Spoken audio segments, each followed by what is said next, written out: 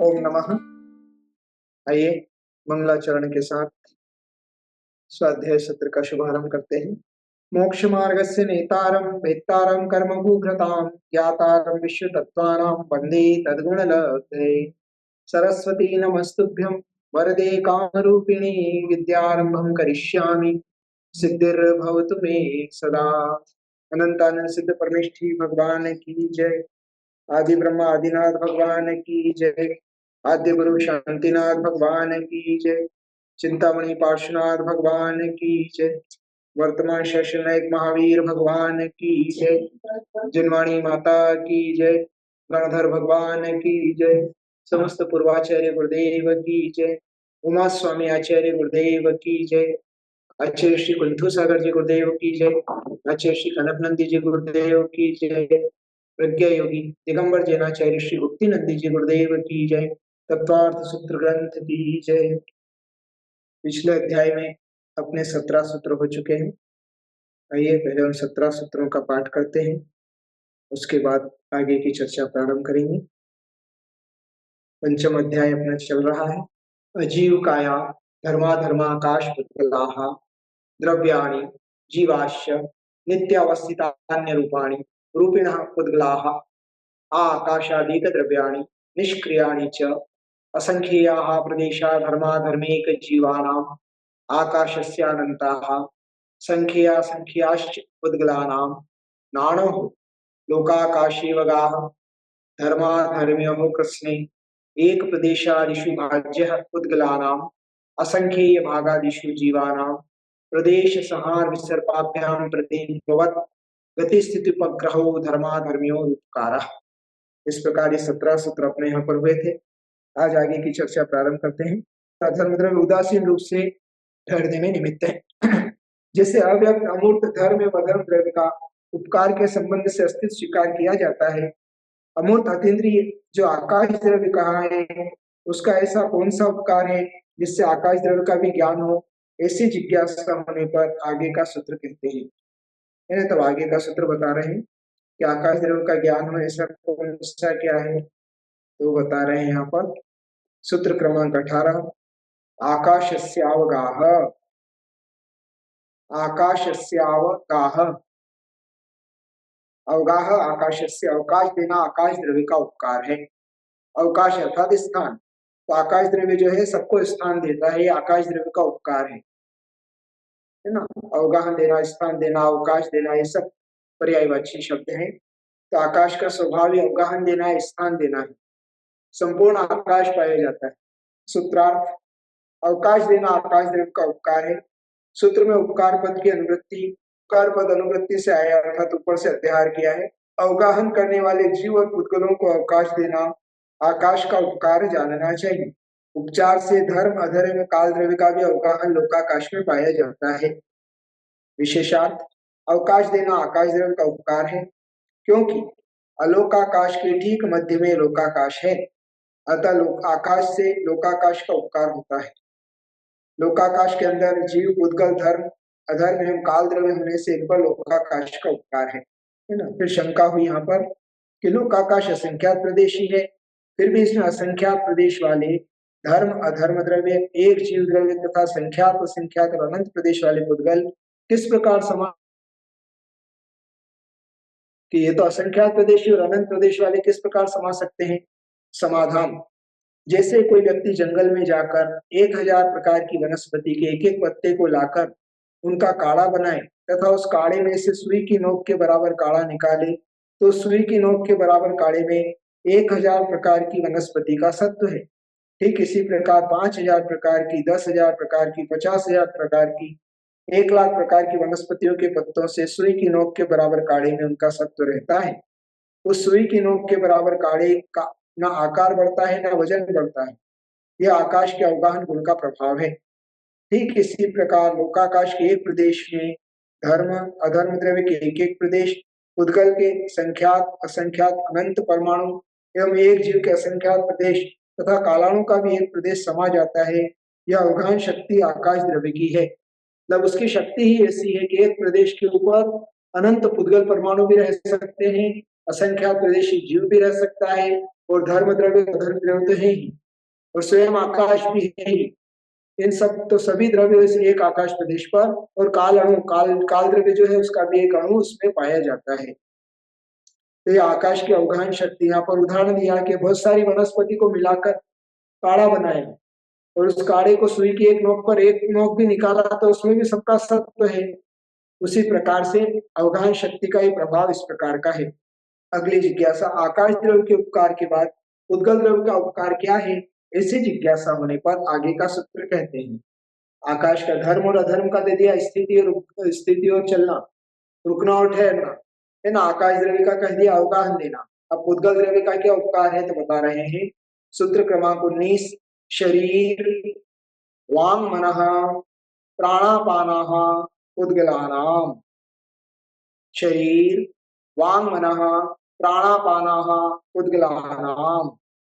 शरीर संधि विग्रह, शरीर प्लस वांग प्लस मनः प्लस प्राण प्लस अपानः प्लस उद्गलानाम्, है ना। तो शरीर, वचन, मन और प्राणापान यह पुद्गलों का उपकार है।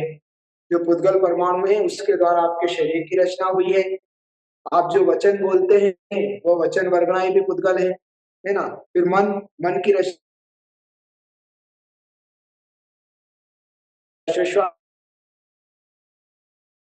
वो जो है उसका जो रूप वायु जो अंदर जा रही है वो भी पुद्गल द्रव्य है, उपकार है। और भी उपकार होता है। यह सूत्र जीवों के प्रति पुद्गलों के उपकार का कथन करने के लिए आया है। अतः उपकार के प्रकरण में यह सूत्र, ये सब जीव के प्रति उपकार करते हैं। अभी पुद्गल का बहुत बड़ा उपकार है। अगर पुद्गल नहीं होता तो आपका घर नहीं, पुद्गल नहीं होता तो आपके प्राण भी नहीं होते, पुद्गल नहीं होता तो आपके शरीर की रचना नहीं हो सकती, आप बोल नहीं सकते, पुद्गल नहीं है तो आप विचार नहीं कर सकते, पुद्गल है। ये सब उपकार है पुद्गल का हमारे ऊपर। विशेषार्थ, यह सूत्र पुद्गलों के उपकार करने कथन करने के लिए आया है।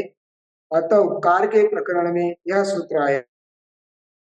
औदारिक आदि 5 शरीरों का कथन दूसरे अध्याय में कर रहे हैं। ये पांचों ही शरीर करते हैं, यह कहा है। वचन 2 प्रकार के होते हैं, द्रव्य वचन, भाव वचन। भाव वचन वीर्यांतराय और मति ज्ञानावन कर्म, ज्ञानावन तथा शुद्ध ज्ञानावन कर्मों के नाम करके पुद्गलों के अभाव में भाव वचन का सद्भाव नहीं पाया जाता।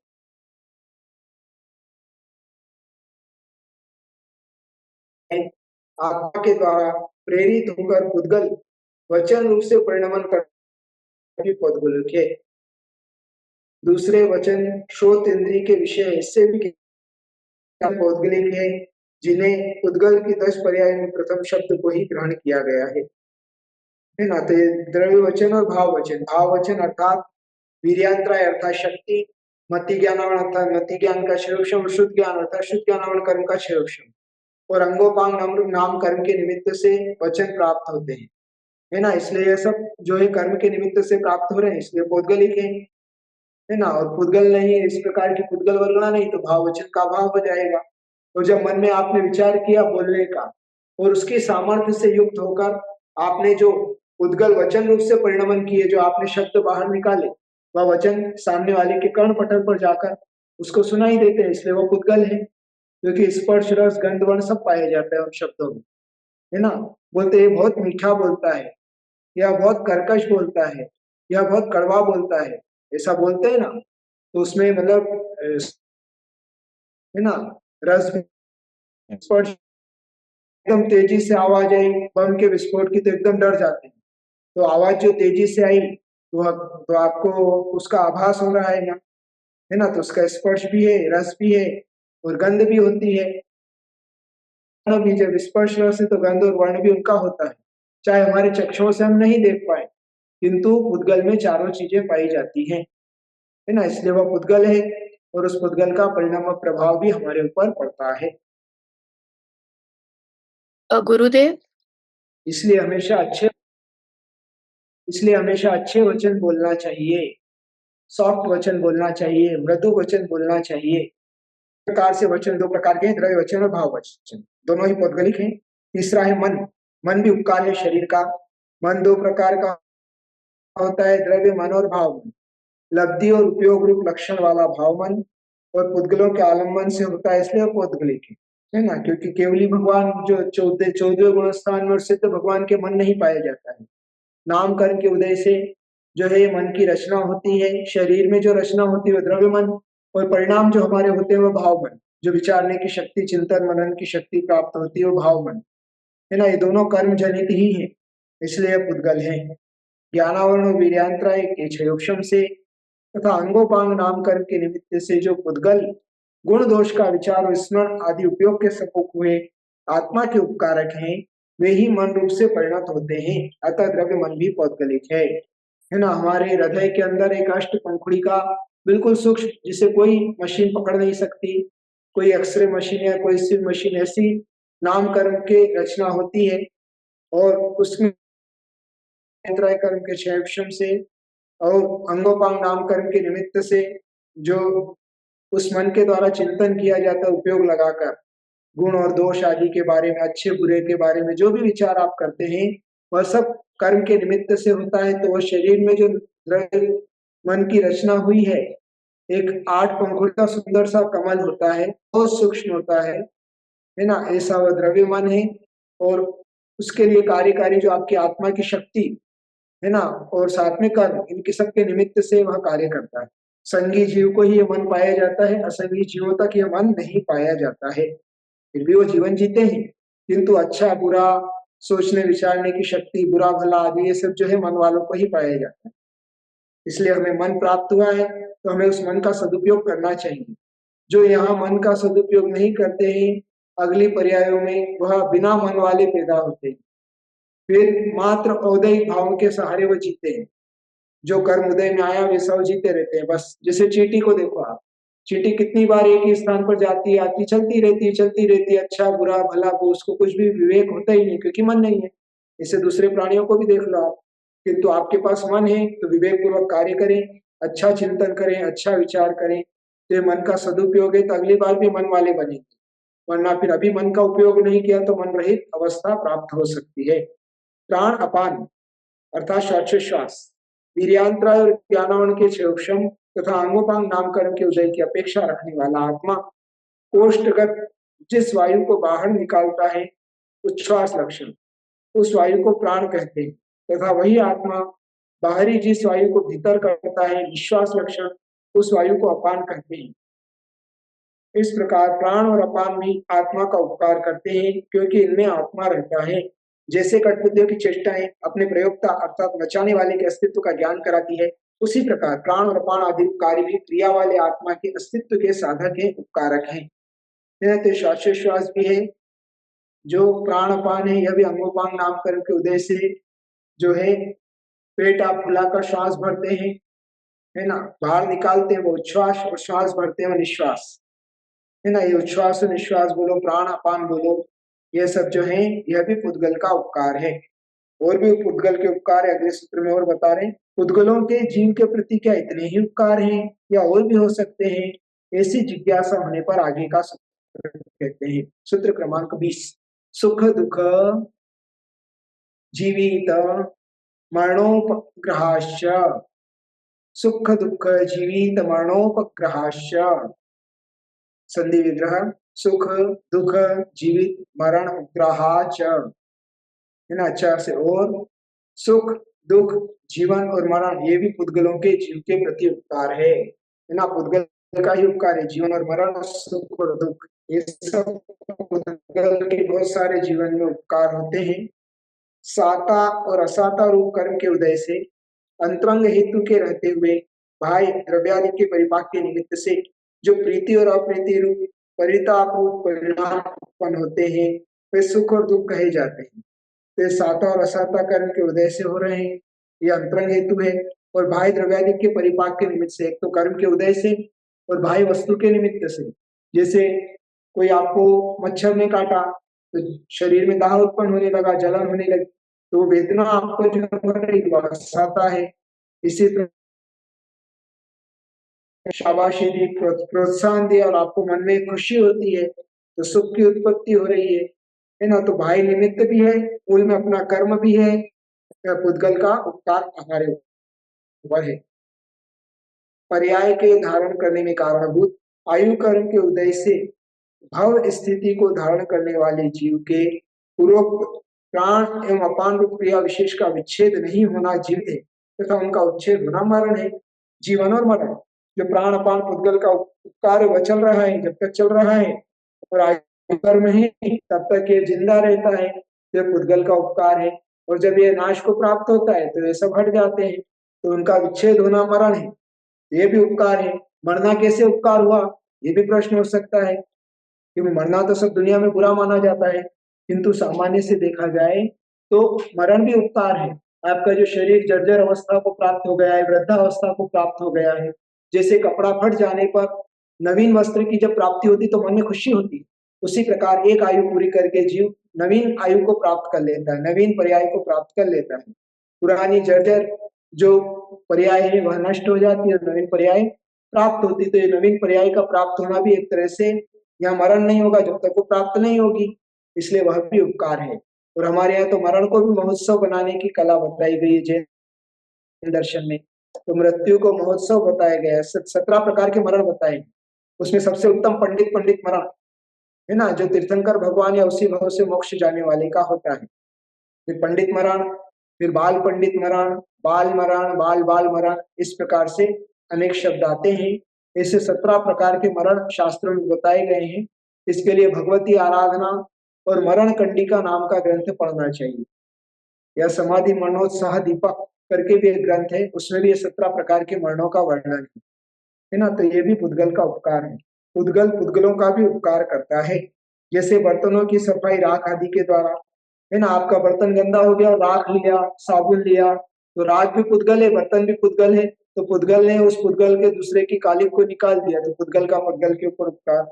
जल की स्वच्छता कतक अर्थात फिटकरी तुरटी आदि के द्वारा, तुरट भी पुद्गल है, जल भी पुद्गल है, किंतु उसकी गंदगी जो है वह तुरटी घुमाने से बैठ जाती है।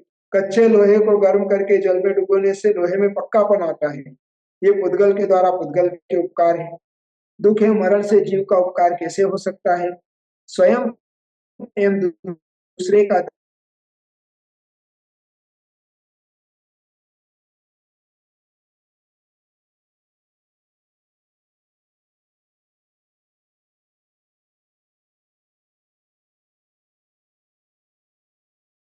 शरीर वचन मन और प्राणापान या पुद्गलों का उपकार है ना। इसके अलावा पुद्गलों के और भी उपकार हैं, वो बता रहे हैं जीव के प्रति। सूत्र क्रमांक 20 था, सुख दुख जीवित मरणोपग्रहाश्च, अर्थात और सुख दुख जीवन और मरण ये भी पुद्गलों के जीव के प्रति उपकार है ना। तो ये पुद्गल कर्म के उदय के कारण ही सुख और दुख की हमारे लिए वेदन होता है, इसलिए सुख और दुख दोनों ही उपकार है ना। प्रीति और अप्रीति रूप जो परिणाम होते हैं वो सुख और दुख कहे जाते हैं, है ना। फिर सुख है तो दुख उपकार कैसे है, तो दूसरों के दुख आदि को देखकर हमें अनुभूति होती है कि अरे संसार दुखमय है, इस अपेक्षा से हमारे लिए उपकार कहा जाता है ना। या फिर हमारे लिए भी वेदना के द्वारा, जब तीव्र वेदना होती है, दुख होता है, तो उससे भी सम्यक की प्राप्ति हो जाती है, वेदनानुभव से भी सम्यक दर्शन प्राप्त होता है, इस अपेक्षा से उस दुख को भी उपकार कहा गया है। और पुद्गल कर्म का ही है, पुद्गल कर्मों के कारण असाता वेदनी कर्म के कारण दुख प्राप्त होता है, इसलिए उसे दुख को भी उपकार माना गया है।